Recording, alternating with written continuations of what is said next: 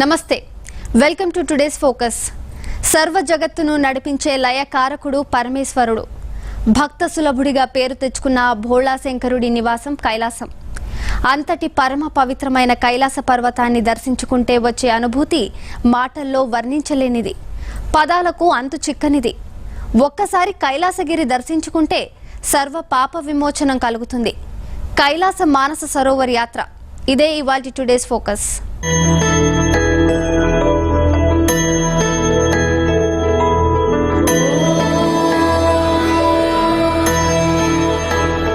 హిమాలయాల్లో దేవాది దేవతలు కొలువైన మంచు కొండల మధ్యలో భూలోక కైలాసం ఉంది. అదే హిమాలయ పర్వతాల్లోని కైలాస శిఖరం. కేవలం మహాశివుడు మాత్రమే కాదు, అక్కడకు వెళ్తే మహాలక్ష్మితో సేవలందుకుంటూ పాల సముద్రంలో పవళించిన విష్ణుమూర్తి దర్శనము లభిస్తుంది. బ్రహ్మ మనస్సు నుంచి ఉద్భవించిన పరమ పవిత్రమైన సరోవరము అక్కడే ఉంది. దేవతలు స్నానమాచరించే ఈ పవిత్ర జలాల్లో ఒక్క మునకేసిన పాపాలన్నీ నశించి ఎంతో పుణ్యాన్ని దక్కించుకున్న వారవుతారు.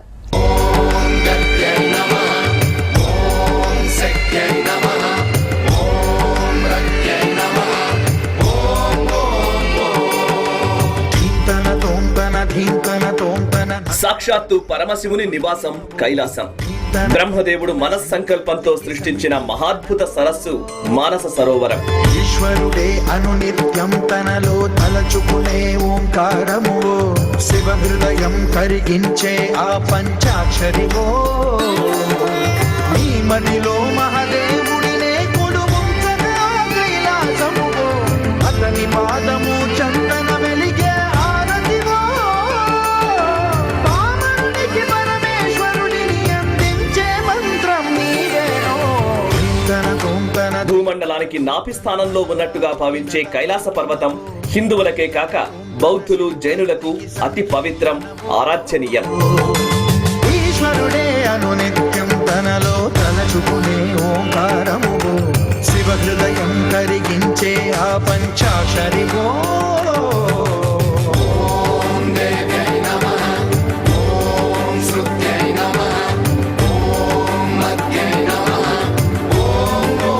మామూలు కళ్లకు ఇది మట్టిగా కనిపిస్తుంది, కానీ యోగ దృష్టితో చూసిన వారికి దివ్య శక్తి ఇక్కడ పృథ్వీ రూపం ధరించిందా అన్నట్లు ఉంటుంది.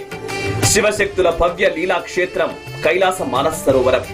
లలితాదేవి కాలి అందెల రవళులలో ఓంకారం, నటరాజు తాండవంలో ఆత్మసారం ధ్వనిస్తుంది.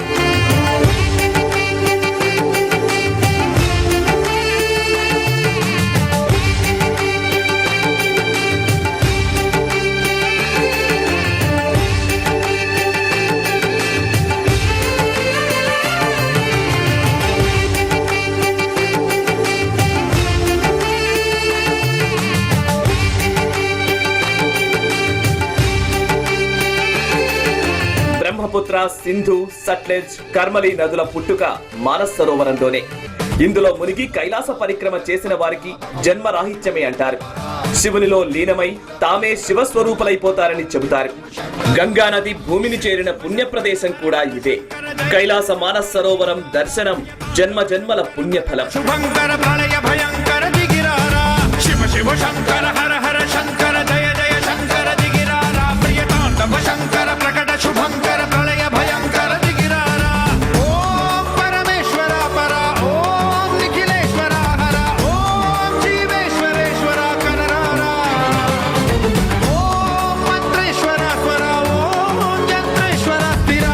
కైలాస మానస సరోవర యాత్ర ఒక వింత అనుభవం, ఆధ్యాత్మికతలను అందించే ఒక అద్భుత యాత్ర.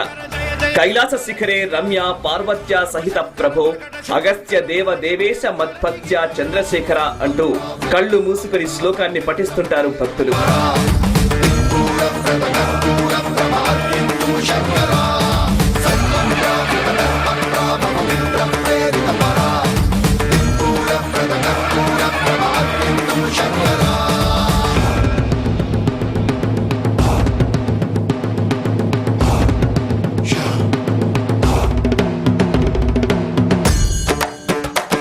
అల్లంత దూరాన కైలాస శిఖరం తెల్లగా వెండి పర్వతంలా మెరిసిపోతూ కనిపిస్తుంటుంది.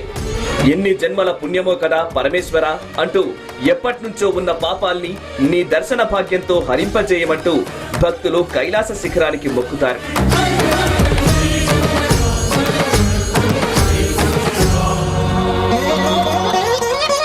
ఆకాశలింగమై ఆవహించరా,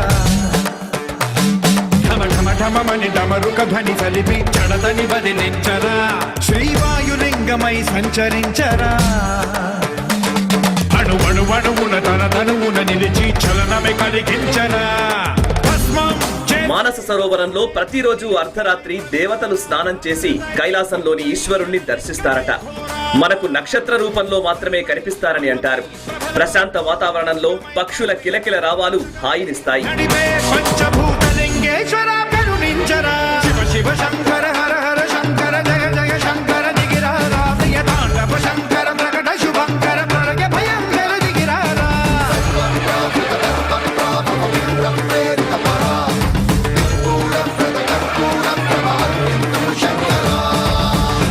మానస సరోవరానికి ఇంకోవైపు రాక్షస తాల్ అనే ఇంకో సరోవరం ఉంది.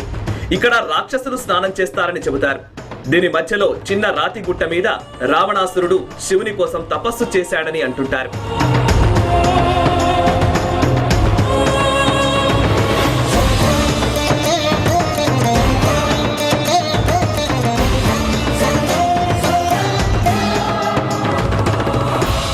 జీవితంలో ఒక్కసారైనా మానస సరోవరంలో స్నానం చేయాలని, కైలాస పర్వతాన్ని దగ్గరగా చూసి ప్రదక్షిణం చేయాలని కోట్లాది మంది భావిస్తూ ఉంటారు. కానీ సముద్ర మట్టానికి దాదాపు 15,000 అడుగుల ఎత్తున ఉన్న మానస సరోవరాన్ని, దానికి సమీపంలో ఉన్న కైలాసగిరిని అధిరోహించడం అంత సులభం కాదు. అందుకే చాలా మందికి కైలాస యాత్ర ఒక కలగా మిగిలిపోతుంటుంది.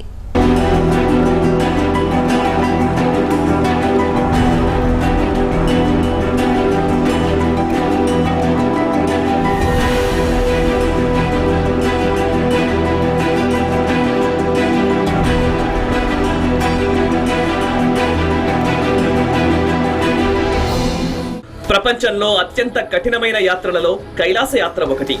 1000 అడుగుల నుంచి జారిపడే జలపాతాలు, పెట్టని కోటల్లా ఎటువైపు చూసినా కనిపించే పర్వతాలు, అడుగు జారితే ఎముకలు కూడా దొరకవనే భయం కలిగించే లోయలు, ఇవన్నీ కైలాస యాత్రలో భాగాలు. ఒక విధంగా మానస సరోవరానికి, కైలాస పర్వతానికి ఆకర్షణను కలిగించేవి కూడా ఇవే.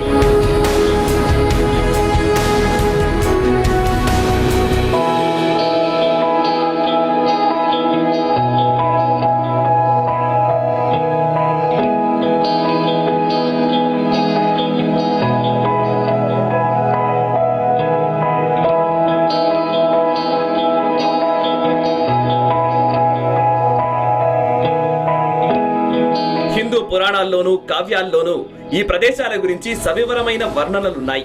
అయితే అనుభవైక్యమైతే తప్ప వాటి గొప్పతనం అర్థం కాదు. చైనా అధీనంలో ఉన్న టిబెట్ ప్రాంతంలో మానస సరోవరం, కైలాస పర్వతం ఉన్నాయి. ప్రపంచంలోనే అతి ఎత్తైన ప్రదేశంలో ఉన్న మంచినీటి తటాకం మానస సరోవరం.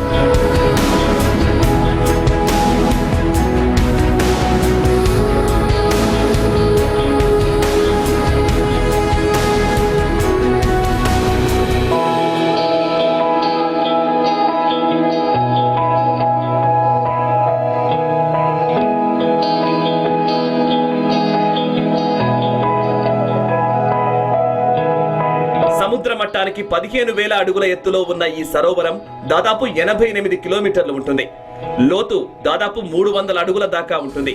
బ్రహ్మ మదిలో ఈ సరోవరం పుట్టిందని, బ్రహ్మే దీన్ని భూమిపైకి తీసుకువచ్చాడని హిందూ పురాణాలు చెబుతున్నాయి. బ్రహ్మ మానసంలో పుట్టింది కాబట్టి దీనికి మానస సరోవరం అనే పేరు వచ్చిందని కూడా చెబుతారు.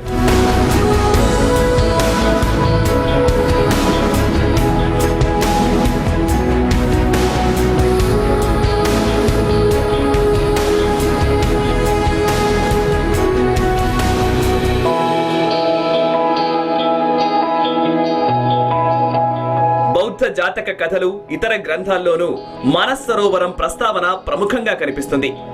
అనవతప్త అని బౌద్ధులు పిలుచుకునే ఈ సరోవరం ఒడ్డున షూగంప బౌద్ధారామం ఉంది. బుద్ధుడు భూమిపై ఉద్భవించడానికి ఈ సరోవరం ఒడ్డునే బీజం పడిందనేది బౌద్ధుల నమ్మకం.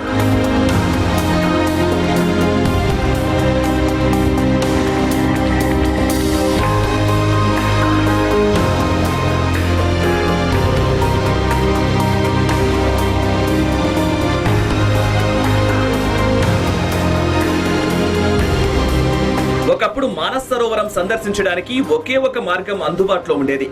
మన దేశం నుంచి ఆ ప్రాంతానికి వెళ్లి తిరిగి రావడానికి కనీసం 6 నుంచి 8 నెలలు పట్టేది. పర్వతాలలో కాలిబాటలు తప్ప వేరే మార్గమే ఉండేది కాదు. యాత్రకు వెళ్లాలనుకునేవారు ముందు నేపాల్ చేరుకునేవారు. ఖాట్మండులోని పశుపతినాథుడి ఆలయాన్ని సందర్శించుకొని అక్కడి నుంచి కాలినడకన మానస్ సరోవరానికి బయలుదేరేవారు.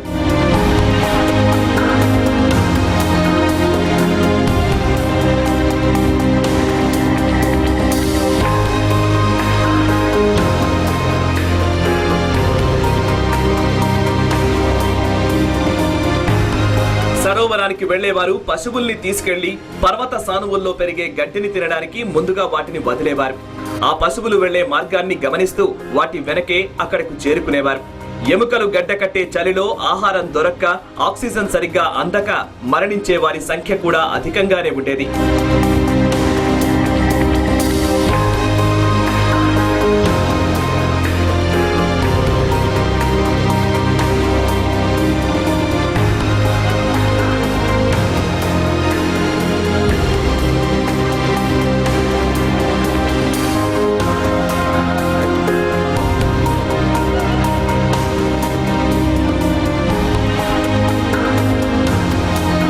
ఒకప్పుడు మానస్ సరోవర యాత్రకు వెళ్లి వచ్చిన వారిని ప్రజలు మృత్యుంజయులుగా చూసేవారు.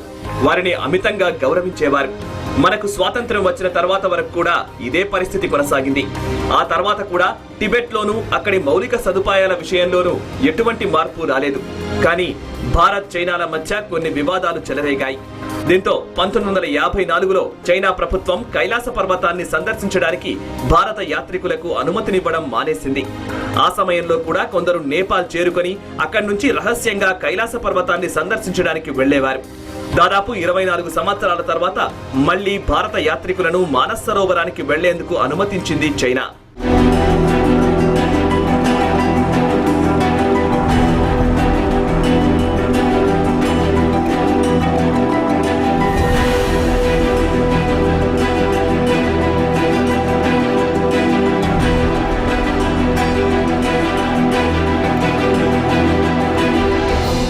టుడేస్ ఫోకస్ లో ఇప్పుడు ఒక షార్ట్ బ్రేక్ తీసుకుందాం.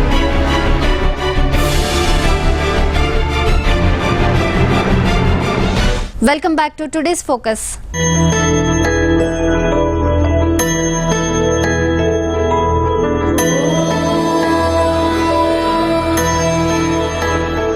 అత్యంత ప్రమాద యాత్రల్లో కైలాసగిరి యాత్ర ఒకటి.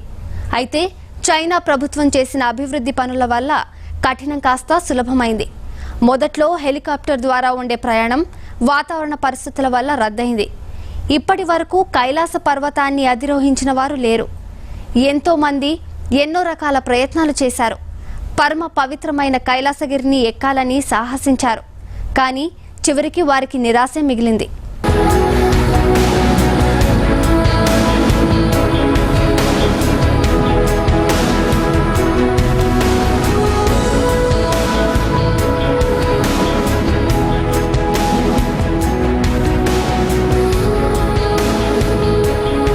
ప్రతి ఏడాది దాదాపు 1000 మందిని మాత్రమే మానస్ సరోవరం వెళ్లేందుకు అనుమతించేవారు. అతి తక్కువ మందిని అనుమతించడం కూడా ఈ యాత్రకు అదనపు ఆకర్షణగా నిలిచేది. 1990ల తర్వాత టిబెట్ పట్ల చైనా ప్రభుత్వ వైఖరి మరింత కఠినమైంది. ఇదే సమయంలో ఈ ప్రాంతంలోకి యాత్రికులను అనుమతించడం వల్ల కలిగే ప్రయోజనాలను కూడా చైనా గుర్తించింది. దీంతో 1995 తర్వాత మౌలిక సదుపాయాల రూపకల్పనకు పథకాలు సిద్ధం చేయడం మొదలుపెట్టింది.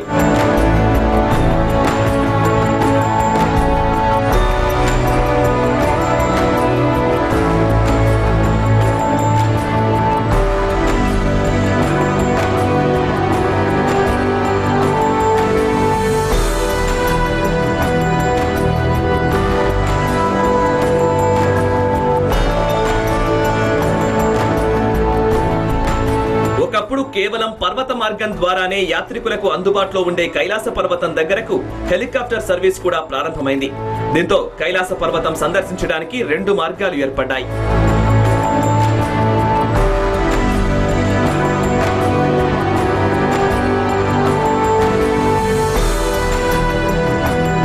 మానస సరోవరంలో వాతావరణ పరిస్థితులు ఎప్పుడెలా ఉంటాయో చెప్పలేం. ఏ నిమిషంలో వాన పడుతుందో, ఏ నిమిషంలో ఎండ వస్తుందో కనుగొనడం చాలా కష్టం. అంతేకాకుండా కొన్నిసార్లు పర్వతాల్లో విపరీతమైన మంచు కురుస్తుంటుంది. కొన్ని రోజుల పాటు సూర్యకాంతి ఉండదు. అటువంటి పరిస్థితుల్లో హెలికాప్టర్లలో ప్రయాణం చాలా ప్రమాదం. పైగా ఖర్చు ఎక్కువ. దీంతో ఎక్కువ మంది యాత్రికులు రోడ్డు మార్గంపైనే ఎక్కువ ఆసక్తి చూపుతున్నారు.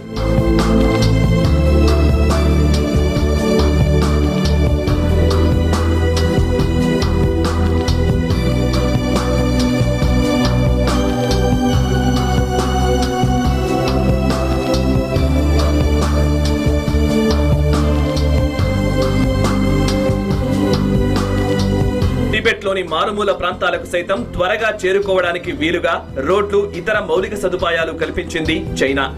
అందులో భాగంగానే మానస్ సరోవరం, కైలాస పర్వతానికి రోడ్ల నిర్మాణం ప్రారంభమైంది. అక్కడకు చేరుకోవడానికి 2 రోడ్డు మార్గాలున్నాయి. మొదటిది నేపాల్ నుంచి టిబెట్లోకి ప్రవేశించి జాంగ్ము, సాగాల మీదుగా మానస్ సరోవరం చేరుకోవడం. ఖాట్మండు నుంచి టిబెట్ సరిహద్దుల్లో ఉండే ఫ్రెండ్షిప్ బ్రిడ్జ్ కు చేరుకోవడానికి కనీసం 6 గంటలు పడుతుంది.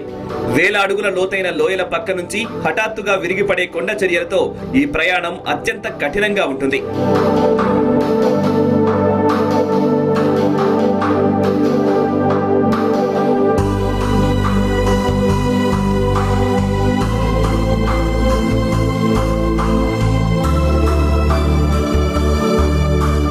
ఫ్రెండ్షిప్ బ్రిడ్జ్ దాటిన తర్వాత జాంగ్ముకు చేరుకోవడానికి అప్పట్లో 12 నుంచి 14 గంటలు పట్టేది. ఒకప్పుడు మట్టి రోడ్లు మాత్రమే ఉండే ఈ ప్రాంతంలో ప్రస్తుతం అంతర్జాతీయ స్థాయికి ఏమాత్రం తగ్గని తార్ రోడ్లు వచ్చేశాయి. ఇంకా పూర్తి స్థాయిలో రోడ్లు వేసేందుకు కూడా ప్లాన్ చేస్తున్నారు.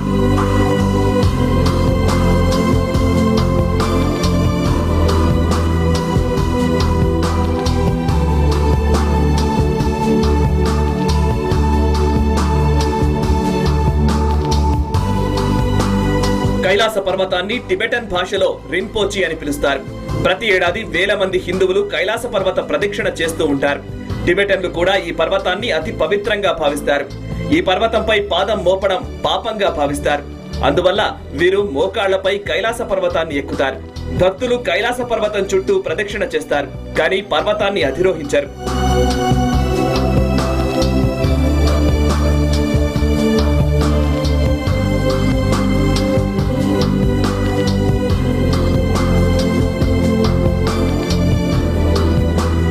అయితే పాశ్చాత్య దేశాలకు చెందిన అనేక మంది సాహసికులు పర్వతాన్ని అధిరోహించడానికి గతంలో ప్రయత్నించారు. అయితే ఏదో ఒక కారణం వల్ల ఈ ప్రయత్నాలు విఫలమవుతూ వచ్చాయి. 1926లో హ్యూగ్ రటిలెడ్జ్ అనే బ్రిటిష్ సాహసికుడు చేసిన ప్రయత్నం చరిత్రలో నమోదైన తొలి ప్రయత్నం. 1936లో హ్యూబర్ట్ టిచి అనే వ్యక్తి కూడా కైలాస పర్వతాన్ని అధిరోహించడానికి ప్రయత్నించాడు. అయితే చివరి నిమిషంలో టిచి ఆ ప్రయత్నాన్ని విరమించుకున్నాడు. 1950 నుంచి 80 దాకా చైనా ప్రభుత్వం ఈ పర్వతాన్ని ఎక్కడానికి ఎవరికీ అనుమతినివ్వలేదు. 1980లో రిన్హోల్ మెస్నర్ అనే వ్యక్తికి ఈ అవకాశాన్ని కల్పించింది. అయితే మెస్నర్ ఈ అవకాశాన్ని ఎందుచేతో ఉపయోగించుకోలేదు. ఆ తర్వాత 2001 దాకా కైలాస పర్వతాన్ని అధిరోహించడానికి పెద్దగా ప్రయత్నాలు జరగలేదు. కానీ 2001లో స్పెయిన్ కు చెందిన జీసస్ మార్టినెస్ నోవాస్ నేతృత్వంలోని ఒక బృందానికి చైనా ప్రభుత్వం అనుమతినిచ్చింది. అయితే కైలాస పర్వతం హిందూ మత విశ్వాసాలతో ముడిపడి ఉందని, అందువల్ల దాన్ని అధిరోహించడానికి అనుమతి ఇవ్వకూడదంటూ అంతర్జాతీయంగా ఒత్తిడి వచ్చింది. దీంతో చైనా ప్రభుత్వం అనుమతిని ఉపసంహరించుకుంది. ఈ పర్వతాన్ని అధిరోహించడానికి ఎవరికీ అనుమతి ఇవ్వకూడదని నిర్ణయించింది.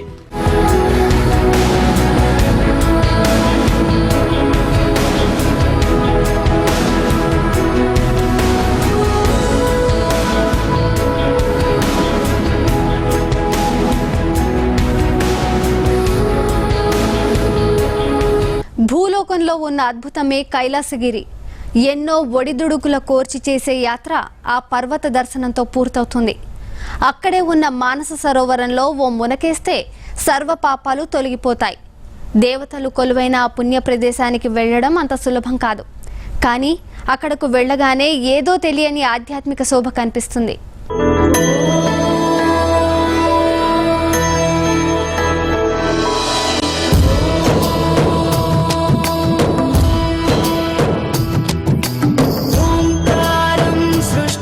భోళాశంకరుడి దర్శనం కోసం ఎన్నో కష్టాలకు వచ్చి మానస్ సరోవర యాత్రను చేస్తుంటారు. ఈ యాత్ర చేయాలంటే డబ్బు మాత్రమే ఉంటే సరిపోదు, అంతకు మించి ఆధ్యాత్మిక బలం, సంకల్పం ఉండాలి. ఇంకా చెప్పాలంటే మహాశివుడి కటాక్షం లేని వారికి ఈ యాత్ర చేయడం దుర్లభమే.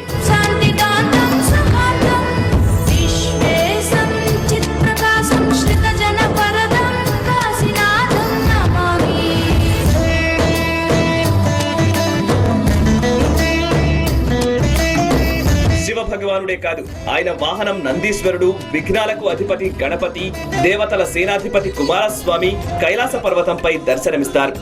సూర్య భగవానుడు భక్తితో అర్పించే కిరణాలు కైలాస శిఖరాన్ని తాకగానే వెండి కొండ కాస్త బంగారుమయమై శోభిస్తుంది. ఆ దర్శనం జన్మ జన్మల సుకృతంగా భావించవచ్చు.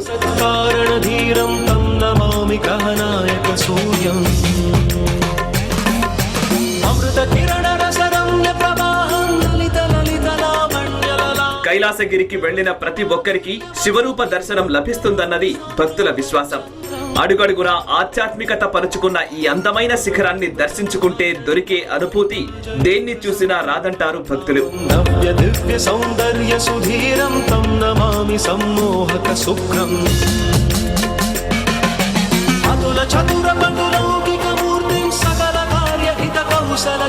మౌంట్ కైలాస్ భూలోకంలో ఉన్న ఓ అద్భుతమనే చెప్పాలి.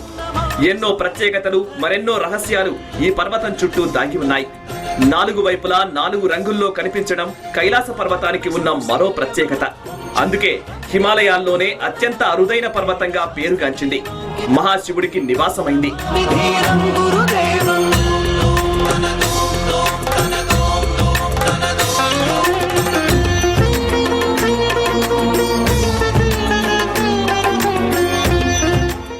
ఎన్నో వ్రతాల ఫలాన్నిచ్చే మానస సరోవరం యాత్ర, పాప ప్రక్షాళన చేసే కైలాస పర్వతాన్ని దర్శించుకునే మహాద్భాగ్యాన్ని కల్పిస్తుంది.